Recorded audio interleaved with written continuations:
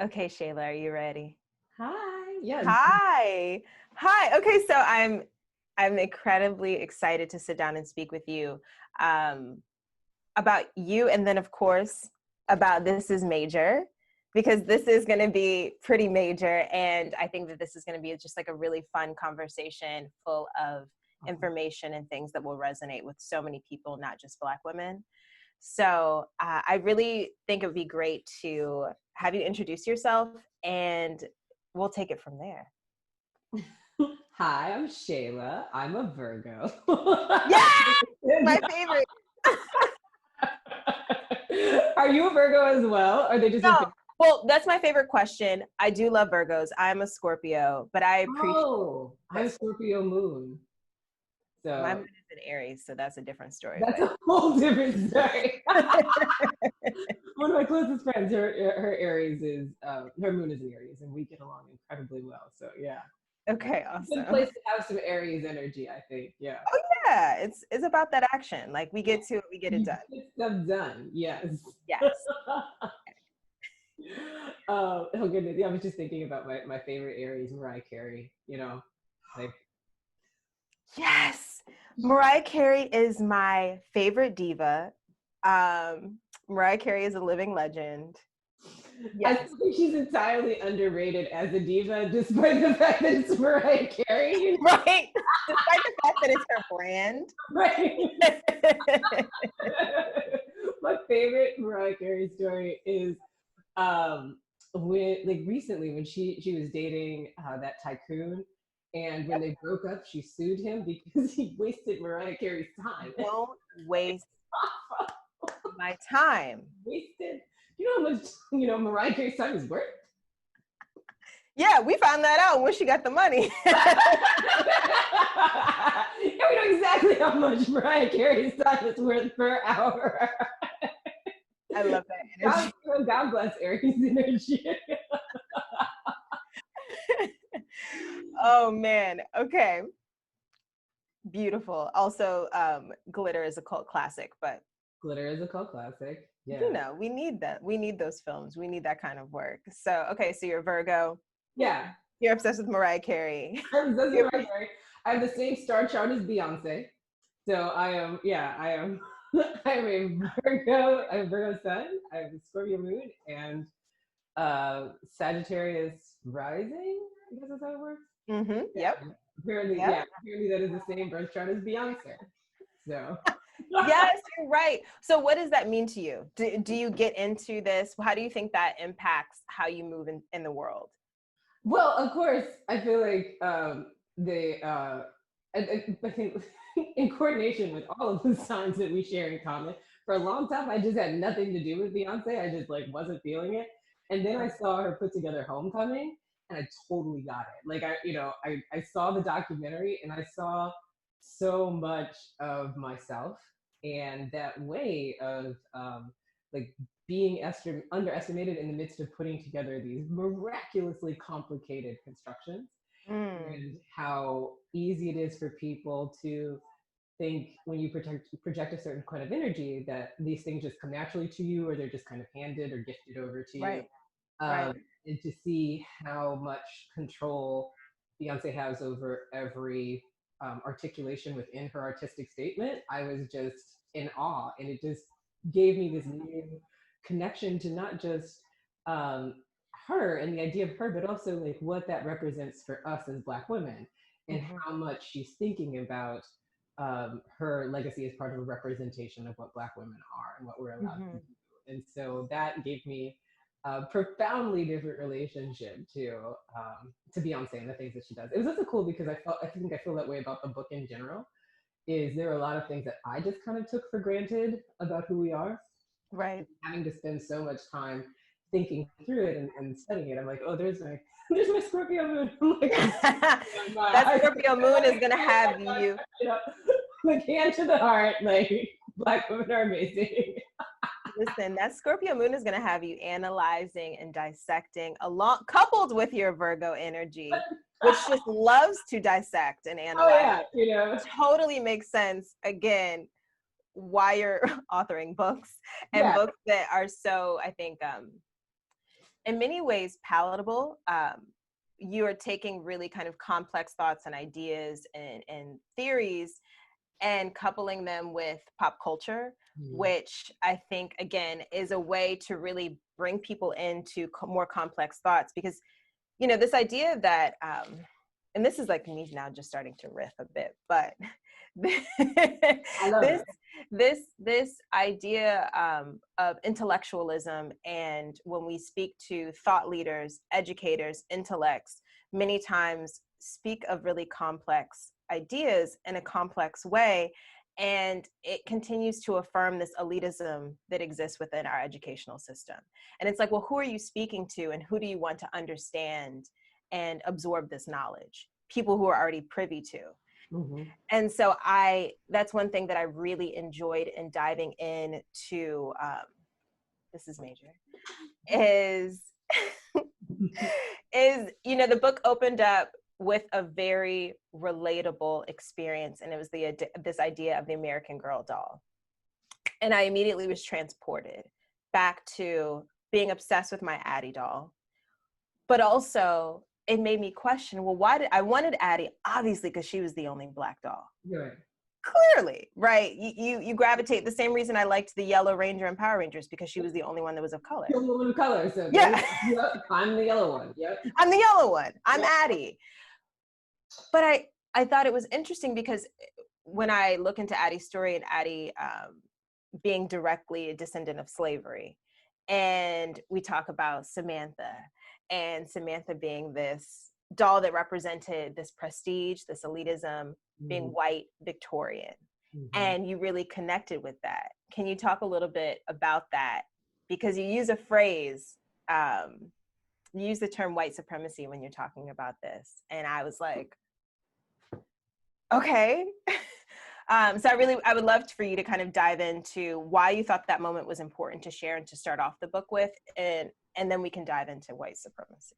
Of course, yeah. I think when I hear what you're saying, one of the things that comes to my mind is not just when we think about elitism, who are you speaking to, but also where are you getting your ideas from? And so much of what I see and understand of culture, and especially culture that revolves around grace and refinement and futurism, so much of that is being pulled from Blackness. So much of those ideas are being derived from Blackness, those ideals. So for instance, when I think about the Victorian era now, I think about how the bustle was pulled directly, in a very literal sense, from the back of Saartjie Baartman. It was a derivation of Black woman's behind, and the way that it was coveted, and that it was brought into this white space of cultural relevance. And we're completely removed from the significance of that space. The idea that we were looked at as kind of this pinnacle of beauty and sophistication, or at least, you know, our bodies or parts of our bodies were, but we, when it comes to how we're represented in the ongoing trajectory of talking about womanhood, we are slave dolls. You know, what you get is a presentation of, here's this thing that you have, here's a slave, this is what you did. So I think back to when I was young, and one of the things that I was connecting to in a doll like Samantha was that representation of a cultural refinement that I saw growing up among Buppies. Like I had, you know, very Black, upwardly mobile parents.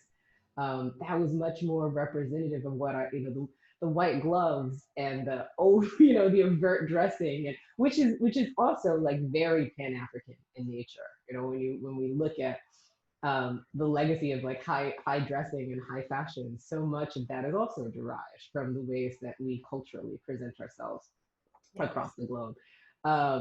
And so I was tied to that, but I was tied to the idea that that only existed within whiteness, because that's what franchises like the American Girl doll, Pleasant Company franchise presents to us as young people. And so I tied that in the book to the idea of growing into a white supremacist, being taught to be a white supremacist, because there's no child in America, unless they have a very specific progressive education that is being tightly controlled and does not allow them access to social media or television.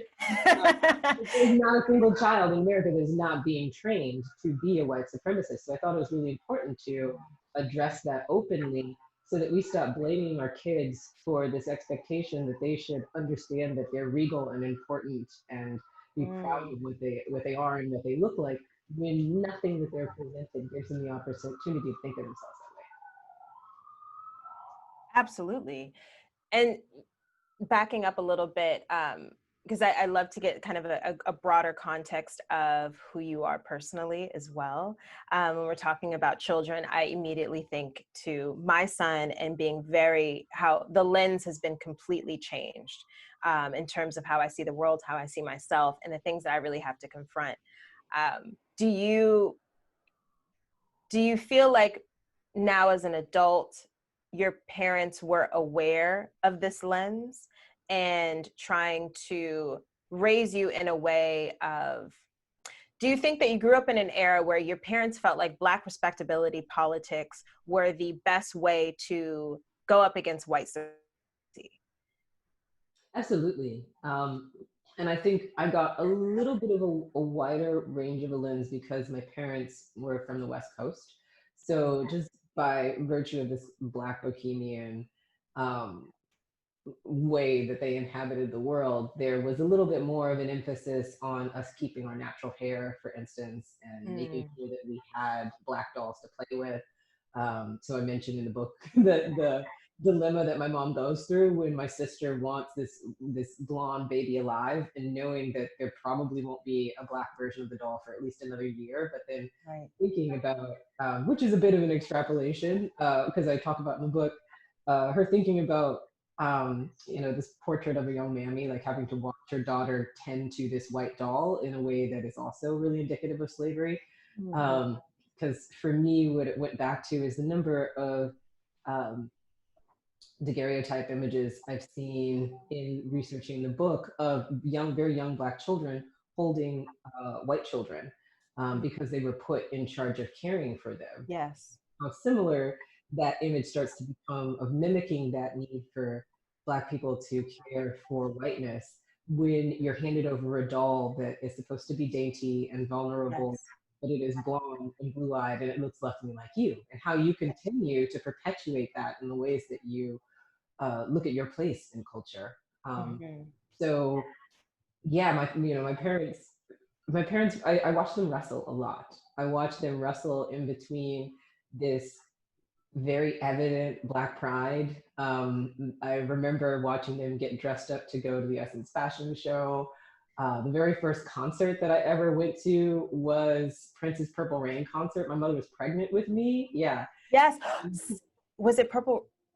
My mother went to a Prince concert, pregnant with me, like 8 months pregnant. No! Should not have been at the Prince concert. Also 8 months pregnant. Yes. She was like, I'm not gonna not see Prince. Exactly. Yeah. Yeah. Yeah. Yeah. Of course. Yeah, yeah. I think it was Purple Rain. I may be wrong, but yeah, yeah, yeah. Like same thing. My mother, like, they piled into the station wagon in a snowstorm because I was born in Minnesota. So like it was, Prince playing in Minnesota. Hmm. And we joke about the fact that that was my first concert because I was in her belly rocking out, and I came out very attached to When Doves Cry by the time I was 2 years old. Um, so they had this really innate relationship to a pride about Black culture, but then at the same time, they wrestled with the idea of still looking for acceptability within whiteness Mm. and looking for opportunities where white people would continue to see their value as in certain ways superior to the expectation of what a Black person was, that we were not those kind of Black, and we lived in a community at the time Oh, where, yeah, like, please shut it. we know, yeah, but Yeah. and I think that's something that is like a newer age Black problem. When now you're existing between these realms of our parents growing up one way and seeing what was happening during the civil rights movement, experiencing that, living through that, having kids and being like, okay, listen, we're these type of Black folks now. We are upper middle class. Yeah. We have activities that we do. We compose ourselves in a certain way. We have emphasis on education and You go to uh, museums, like, yeah. And and even thinking like, you know, for me, it was important for my parents to have me experience and know about other Black experiences, but it was very much from a lens of like, we can go into the hood and help people. Yeah. Yeah. We can tutor, we Yeah. can mentor, and we can give back to, but still there is a sense of elitism, of a hierarchy, of we have climbed to a certain a point of acceptability. And these people were not like those Black people. And I think this book in many ways made me relive and recount those moments of being a Black suburban girl and making myself adjacent to hood Black culture to look cool in front of white folks. Yes. Right? Isn't that a bitch? Like,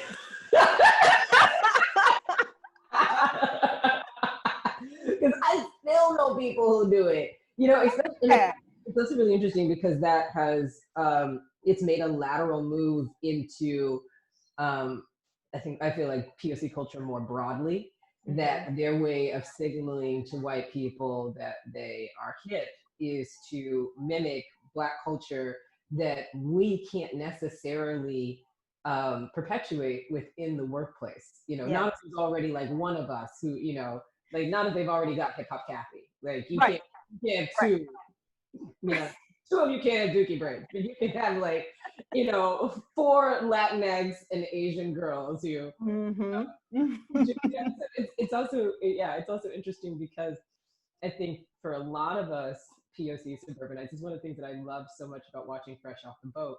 Our way of continuing to signal authenticity or a connection to a culture that's not white is to kind of perpetuate this hip hop culture that we don't live in, and that our parents actually, you know, moved us out of. They, you know, they factored to make sure that we didn't live anywhere close to. I remember when I was living in Harlem, and I was trying to take, this is Harlem like back in 2007, so it was, you know, slightly more Disneyfied New York than the past, but like I tried to take my mom and my sister out one day, and they're coming from Lexington, Kentucky, and we were coming back from dinner, and there's just all these police cars on my block, and I just remember my mom tearing up and her saying, like, I purposefully created a life for you so you would never have to live like this. And that just broke my heart, because also I was just so excited to actually like be in the city and actually, you know, be surrounded by a Black diaspora. Like, could not have been a more beautiful place to be than Harlem the night that Obama got elected, and seeing all the gorgeous like ticker tape on, like just the you know the feeling in the air. And I loved, like, there was this moment where people stopped using nigga and we're trying to use the word president, like trying to make president happen. But I love nigga. Like you know, I love nigga. Like, it's my favorite pronoun. And it's, but you know what's interesting about that? Okay, we're gonna deviate just a little. But you know, because Blackness is not a monolith, and I am in the phase of dating, right? I'm out here dating, and more power to you, girl. And you know, that's already complex enough, not to mention quarantine, everything else is happening. And I'm like texting this guy, Black guy, clearly, and I'm trying to figure out, I was like, oh, should I say nigga? Do I get comfortable? Do I type nigga? Is this gonna be okay? Because maybe he's one of those Blacks that don't want to say nigga. Maybe we're beyond that, or he's beyond that. I can't really hang out with those Blacks anymore. That's probably a terrible thing to say. But I'm like, so yeah. Every layer at a time. I would love to talk about, because I also was really interested in just the structuring of the book and why you decided to kind of take this axe role or structure, especially kind of this nod to Black women no longer being the supporting actress, and that we can be at the forefront and be the star. What was that process like in starting the book and then deciding structurally how you're going to present the work? For me, there were two things going on structurally. I wanted the cohesion of being able to move through the story as if it were all part of one whole, even though there are these individual essays. And I wanted there to be a lot of Easter eggs, a lot of callbacks to different things that were happening in the book. So about how, the book is punctuated by 3 poems.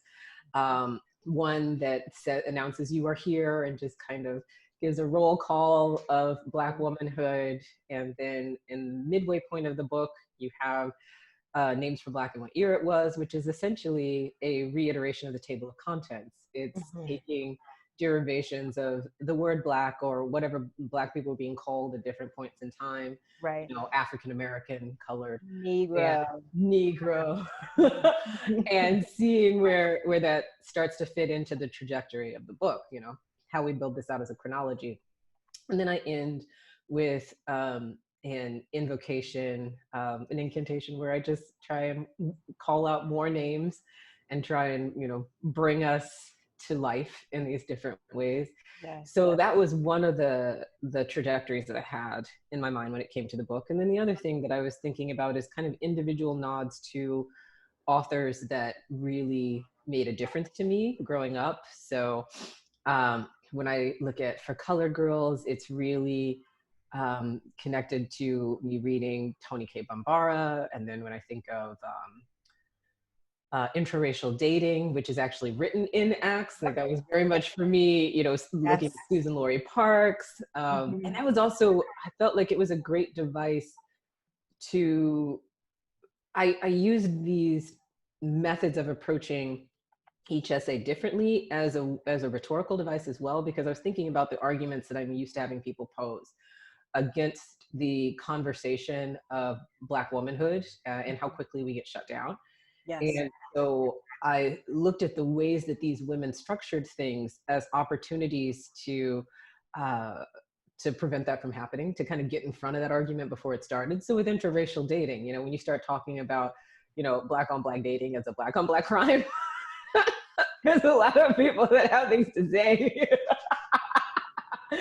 And I didn't want them here. So the easiest thing for me to do was to build it as scenario, something that you have to watch. Yes. So because you become participatory in the action, it's so much harder to shut it down or put it on pause and say like, wait, just a minute. I know what you're going to say. I'm like, no, you don't know what I'm going to say because I'm not saying anything. I'm doing it. Like we are actually reenacting these scenarios. And those were a lot of the things that I started to think it was. So when, we talk about, our favorite word, and I have the essay Black Girl Hipster where I start looking at nigga and, answering the inevitable question that I assumed was going to come up, whenever, two of us occupy the same space and have that conversation. It's like, well, why can't we use it? And so I was like, let's explain that through, through people's relationship to footnotes. That often the problem is you don't read the subtext. You don't, so you want to read the title of something, or you maybe, read an opening paragraph, but you don't want to do the work to read the footnotes. If you don't want to read the subtext, how in the world can you say that there's a place for you? How can you digest the piece to have a full scope of understanding? Yeah. We're skimming now, right?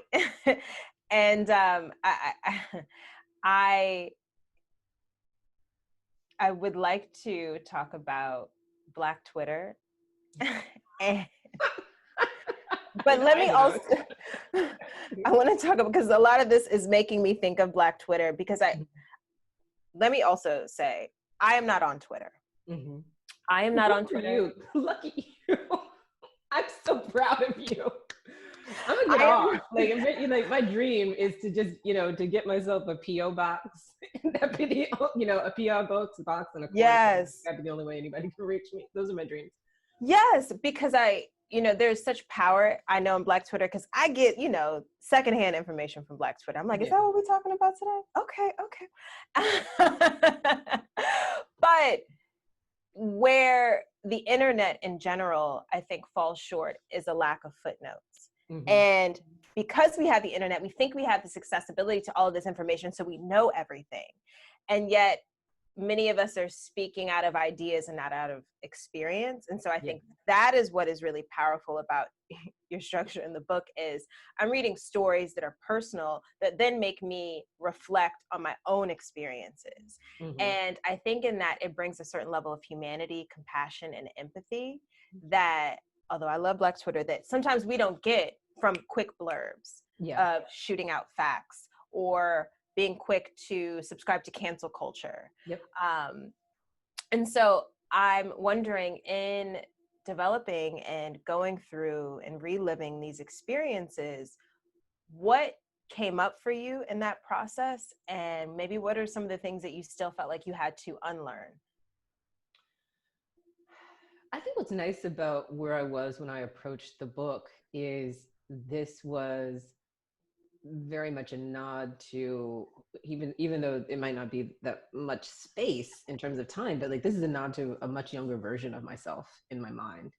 That the book is written towards a younger millennial, Gen Z culture, but it's a reflection of this older millennial, Gen X kind of life, as a way of bridging that gap in communication so that they kind of understand what we came out of and why we are where we are. So for me, I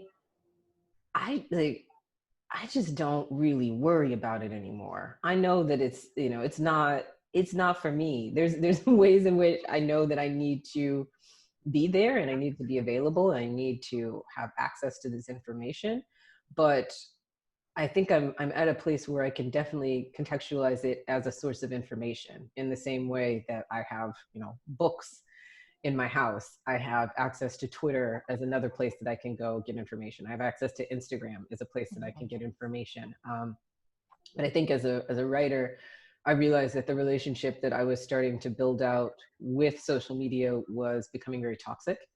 And that was definitely, and continues to be, perpetuated by publishing, and the expectation that you are your own publicist, that you are your own brand. And the kind of writing that I do, and it's also the kind of art that we make. It doesn't fit within the integrity of what it is that we're trying to build, because we're building for longevity. And I think one of the things that helped me to get over that is the years that I spent working in social media. And I went into social media largely because I wanted to learn it. I knew that there was so much pressure for me as an artist to figure out how to utilize it. And in true Virgo fashion, I was like, well, let me get a new skill. I'm either going back to school or I'm getting a job. Let me master this. Let me master this. So, when I found myself being the person that they were coming to sound like the Black people that I admired on Twitter, but I knew were also using it as a platform because they, in this, this strange perpetual cycle, were not the people that they would hire, because I'm coming in and I've got, an MFA in, I've got an MFA in creative writing. And, your average person, your average writer who is coming from a background of being an autodidact and really being at the pulse of culture is not necessarily getting the same kind of look at their resume as a Black person that has the kind of, although public school, the kind of pedigree that I have. And that for me was an indication of how false this was looking at the number of people that I know were looking at this as an opportunity for credibility, for communion, for to create the spaces where we had been let out. It's Twitter is another version of apartheid to me, in which we're looking at this entire community, this entire culture that Blackness has had to build around the idea that they were not allowed in these spaces. And now that it's being integrated, and we see the same thing, where all of a sudden these very innate, these very innately Black ways of having conversation or creating art or creating pieces, how that gets distilled into this idea of conversations like cancel culture, just these words, these terms in which people aren't reading the subtext. They're not really invested in why these things were important. Because I think about, when it comes to cancel culture, it's tied specifically to the sexual harassment of women. That it was a way of empowering a conversation in which Black women were already invisible, that we were seeing this shift in the Me Too movement, which was created again by a Black woman. And we were seeing this shift in the conversation in which it was about, coming forward and pointing fingers and demanding retribution. And those are things that Black women have never had access to. Absolutely. Those are not things that we can do. And so the idea of canceling someone was a way of using social media as empowerment so that you could take power away from a structure through the multiplicity of your voice by combining voices, as opposed to the idea of not reading deeply about what somebody is doing and then just deciding, okay, they have made they've made a mistake on the internet, they've ascribed themselves to the wrong cause, let's get rid of it. And those are the kinds of things that I just know I can't participate in for my own heart and spirit. I can't think that quickly, and I don't think any of us really do. Not well. Right. And so the shit that I can post that quickly is mostly about plants and recipes. And nobody wants that for me. Like, I'm supposed to be political, and I'm like, but this is what I have. If you want something coming out of me quickly, I need time to process and digest. And I think that the speed in which we move and the speed in which we are expected to think, analyze, and then share is just completely against how humans work. And another topic that I have been kind of mulling over is toxic masculinity. And I have been, obviously don't subscribe to toxic masculinity, but I also am not sure if I even subscribe to the idea of the term, because in many ways I have found that this is a very cloaked way at targeting Black men. And and a very overt way of targeting Black men. Thank you.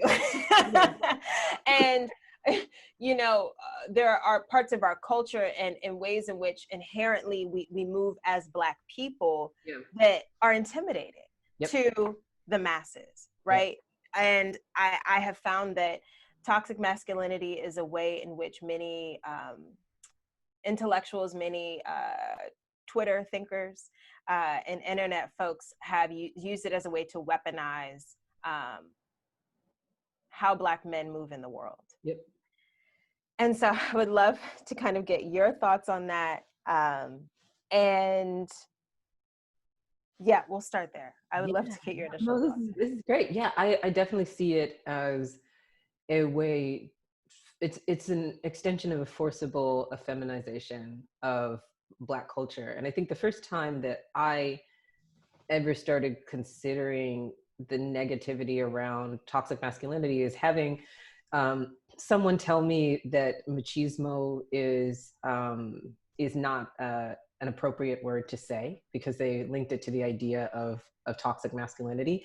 And that, for me, linguistically, was a moment where I was like, okay, well, what are we doing? Because here's a Latinx word that is used to describe denotatively a positive look at somebody who is inhabiting this certain way around them that culturally might not fit into white culture's expectation of what is an appropriate manhood. But if we think of the ways that this kind of surreptitious idea that white masculinity is a little bit more passive and a little bit beta.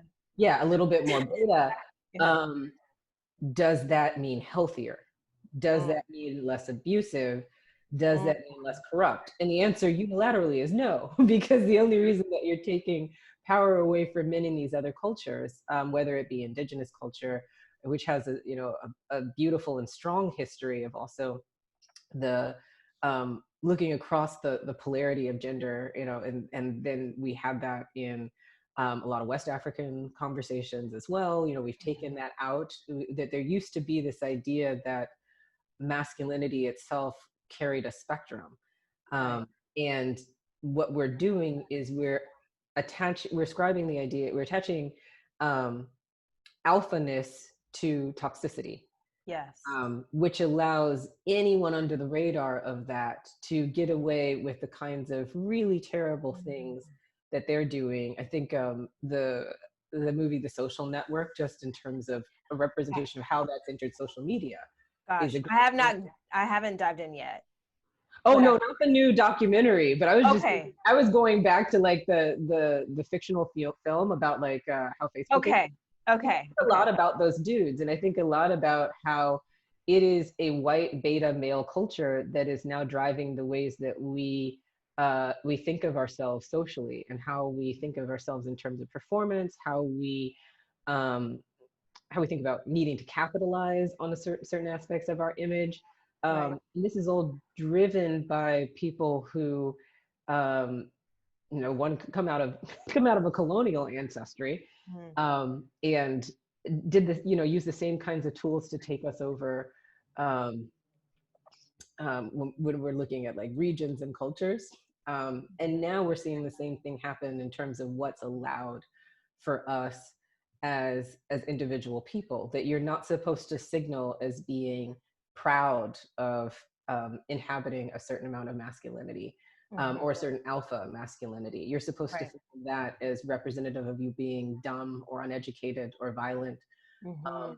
And that's not that's not related to being a very particular kind of man. It can go anywhere across the spectrum of how you've decided to treat women, how you've decided Right. to treat non-binary people, how you've decided to treat um, masculine bodies that might inhabit more femininity than you deem comfortable with.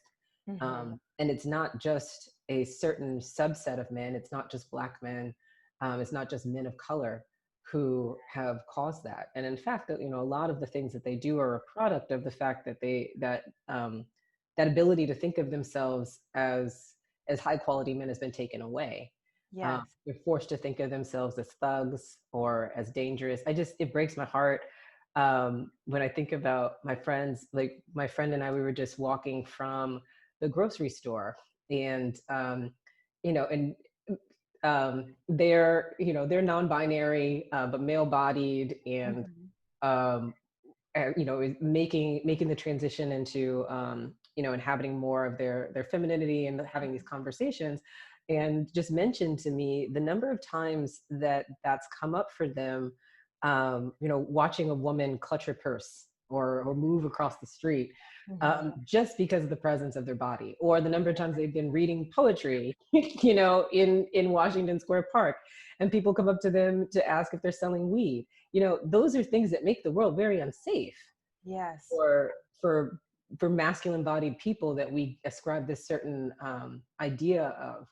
And Yes. it's part of what worries me, and I think it's part of the things that we really need to investigate and provide more protection for. I don't know I don't know how to do that yet. It's part of the reason that I'm trying to write through these things. Mhm. I thought about that a lot. The last book, book that I wrote before Major, was called "I Think I'm Ready to See Frank Ocean," Yeah. and that was a lot of writing that book for me. Is what happened if we just allowed Black masculinity to be youthful? What happens if we allow it to be afraid? If we allow it to be curious? And I see a lot of that in Frank Ocean's legacy and what he's provided us. So I liked using that as a larger metaphoric conceit for what we've had to come through. And with Major, it was very much for me looking at that same kind of story, but replacing masculinity for femininity, Mhm. and interrogating the ways that even I have been corrupted in looking at Black people from both perspectives Yes. because of the idea of toxic masculinity. Yes. Yeah. That. Ooh, that hits. I literally got chills, and I was like, "Don't cry, Elise," because The Scorpio will do that to you.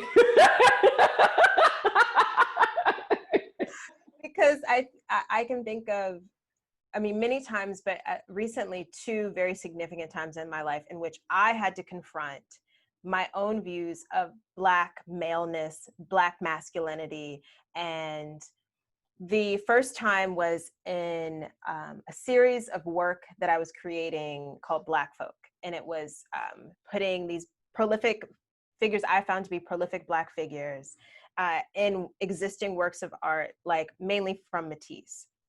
And so it's this idea that, you know, not only can we exist in these spaces that at their inception, we were completely disregarded, but we can thrive and be at the forefront of these spaces. And so what does it mean to put someone like Tupac in front of a Matisse work? Yeah. And that Tupac piece that I created was the very first time that I worked with a Black male figure, because at that point I'd only been exploring women or like femme bodied people. And I was terrified. I was terrified to do it because I felt a certain obligation as a Black woman to do him justice, to present him in a way that felt multifaceted, that deviated from what we think of, many times what we can think of when we think of Tupac, which is like the images of him like spitting at the cameraman and him being like really boisterous and assertive. And all of those things are important and valuable, but so are his vulnerability. Yeah. So is his innocence. And the way in which I depicted him, he was like kind of being held by this motherly figure. That work took me to Canada. I had to talk about Blackness and Black folk when I was the only speck in the milk. Like, listen, I'm just talking from experience. I'm no expert. Yeah. But I use this idea of his thug life ideology to communicate these ideas that like Black men do cry. Black men are which are questions that I have been asked. Yeah. Black men are multifaceted. And I feel this really innate duty, and I don't know if it's fair or not, to protect Black men. So for me, I make very pointed choices in the people that I date. Like for me, love is political, and I choose to date Black men. And it is not always the easiest choice. Yeah, no, it can be. It is not always the easiest choice. But then I was confronted with that again in having a Black son. And what does that mean I had all of these preconceived notions of, you know, I wanted him to be himself, but I also wanted him to be certain ways. You know, like be yourself, but also check these boxes that I deem to be acceptable and appropriate and successful. Yeah. And had to, again, be super confronted with my own bias, the things that I have internalized about Black men that I felt like, oh, well, my son is special. My son is different. And he is special, but he ain't that different. You know, he is a young Black boy. And in the same way that you spoke of Frank Ocean, and Frank Ocean kind of being this archetype of free Blackness, is everything that I just wanted for my son. Yeah. Yeah. And I was like, and again, it goes back to this idea that Blackness is not a monolith, that, but also that Black men possess vulnerability, Black men possess curiosity, and joy, and very pointedly, a youthfulness. And that's something that I have realized that I seek so much now in partners, is I want a partner who possesses a youthful, just exuberance, that we don't see. So I love that you use Frank Ocean as that archetype, and I love that we found our way here. I know, yeah. I think it's a great opportunity to just talk about what a loss we've experienced in the death of his brother, Ryan Bro, because I think that there is another person who might have been famous, but it represented the possibility and the capacity for us to see young Black men in this light of exuberance and vulnerability and beauty. One of the things that I love about the piece that you did with Tupac is that it also exhibits the ways that in a Western canon way, he's just very classically beautiful.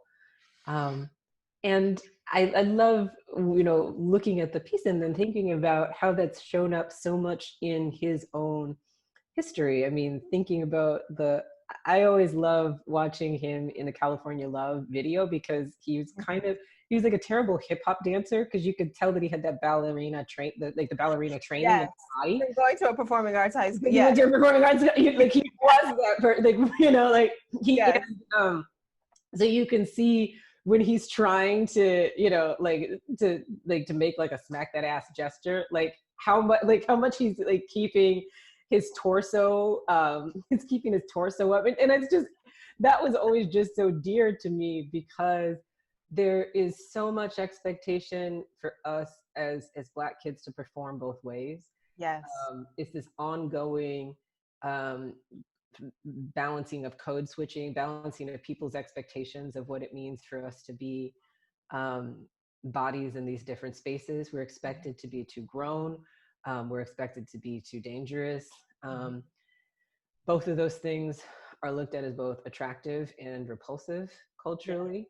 In terms, I think, especially looking at, looking at the global North, looking at American culture, looking at UK culture. And we're supposed to be young and figure out when we're supposed to signal which way.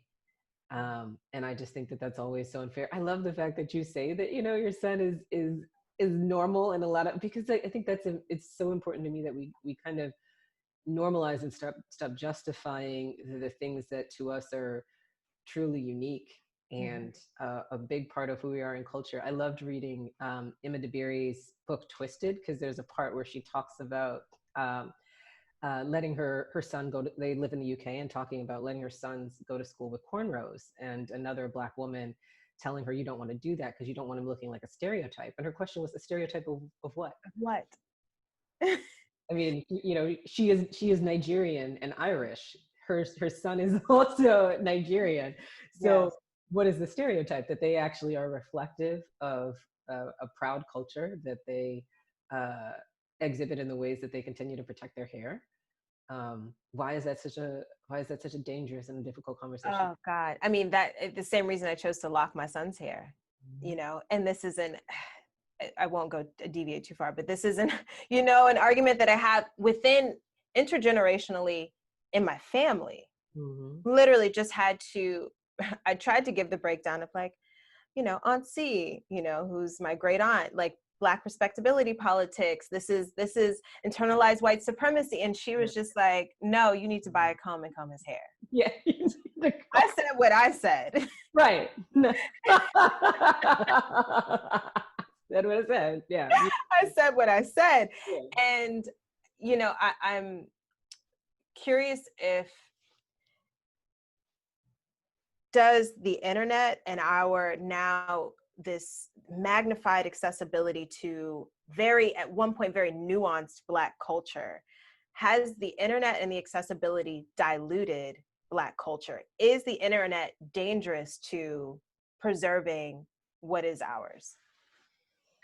I would have to say no, because we've never been given more bandwidth to create an archive of what we're doing. The nice thing about the internet being vast is that it has actually allowed us space in history that we were not privy to before. So if we were waiting for who we are to be recorded in books, that was never going to happen. I mean, for me I think it's devastating but realistic that for me, for instance, to do the research for this book, I come through all sorts of libraries and went into archives, and most of the information that I needed was accessible only on the internet. Right. Because that is the challenge of the ways that our history has been treated and taught, as temporary, as supplementary, as something that doesn't demand to be recorded. But when I look at the world now, so much of what I'm learning about Blackness and learning about its diversity is coming from the internet. If it wasn't for the internet, I wouldn't know that there were other Black women that are obsessed with plants and crystals. I always thought that was just a me thing, and I felt like I had to be quiet about it. And didn't realize that there's so many of us with our tinctures and our Vedic astrological readings.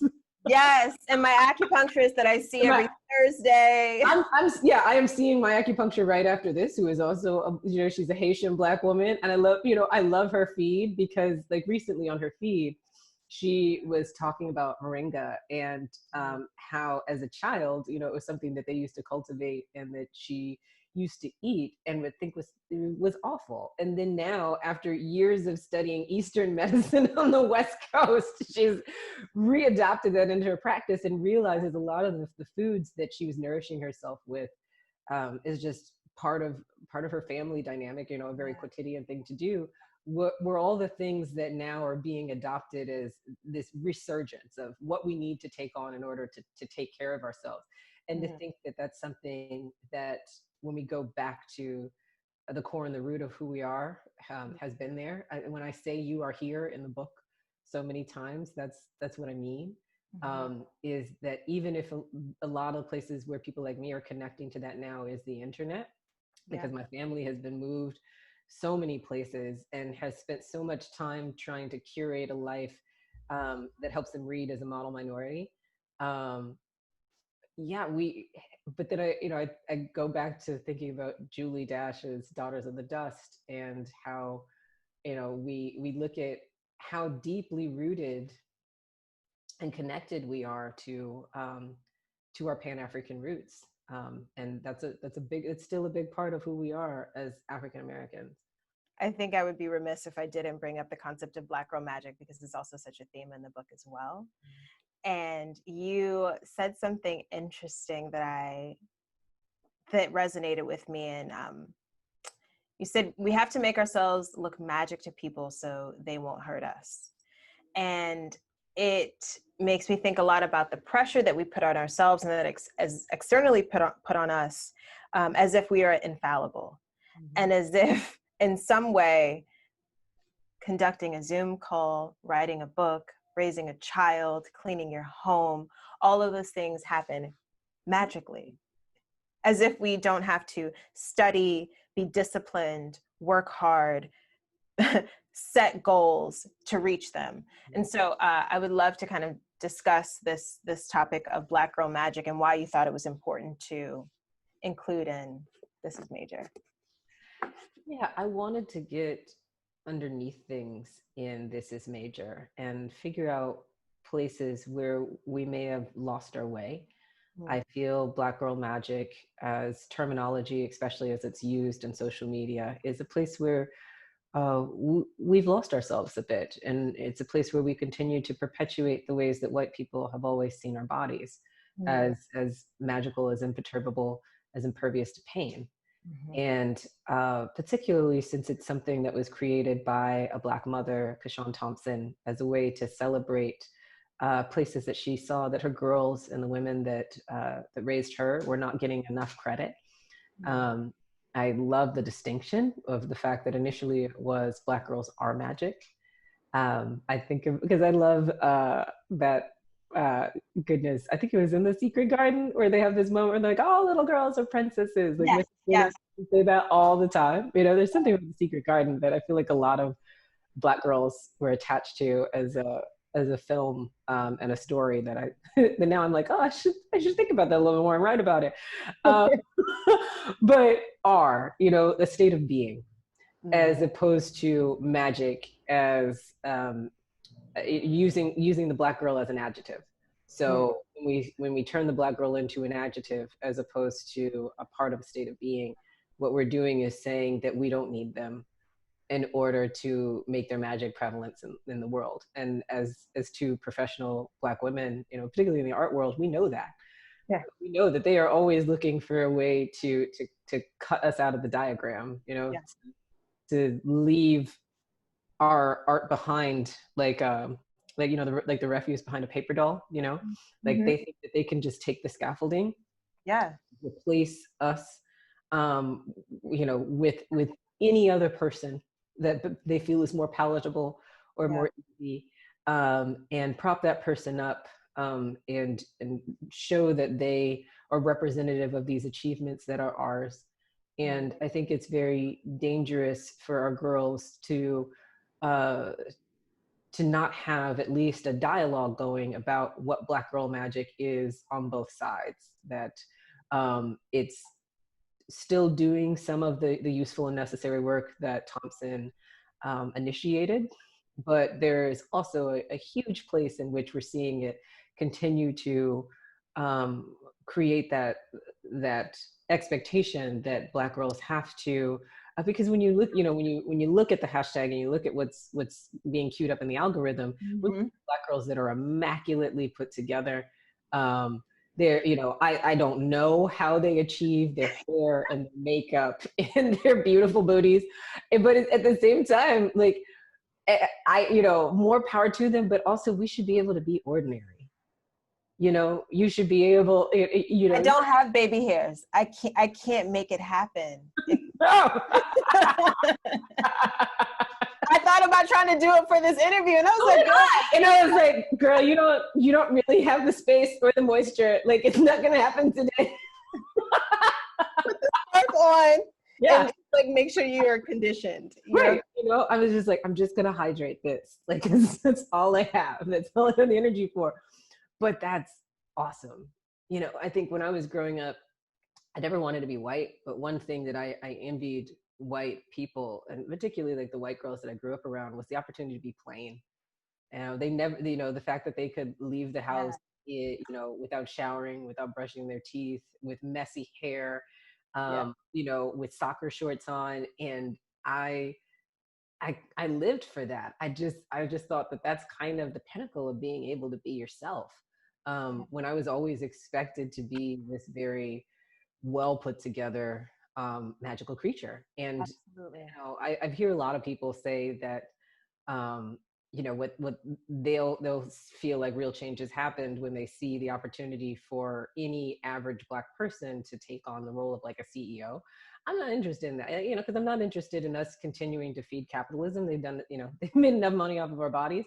Yeah. But I do feel in like my own idealized way that I'll see real change when it is no longer dangerous for Black girls to go out in the world and just be themselves, like to throw on a pair of shorts and for their hair to not be done, and to be able to run down the street and like get a biscuit with their other friends, and nobody's going to arrest them, and nobody's going to tell them their hair is nappy, and nobody's going to tell them that they don't belong here. Like, that's what I need to see. You're saying that, and I'm getting a little choked up because I'm thinking about, and I would love to maybe close it out with a very ordinary moment in which you felt extraordinary. And for me, that was like maybe 2 days ago. And I went to the beach to go hang out on this date. And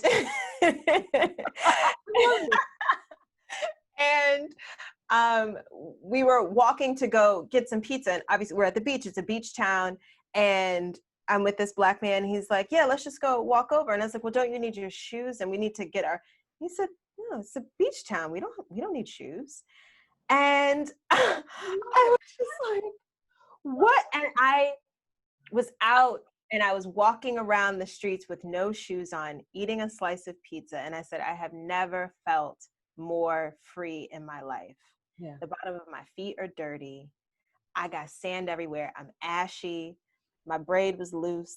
And I felt so free. And I felt so much more like myself, probably than I have in a really, really long time. In this very ordinary, mundane moment. And so I would love to know a moment that you have felt like that, where you were extraordinary. That sounds like love. That just sounds like so much love.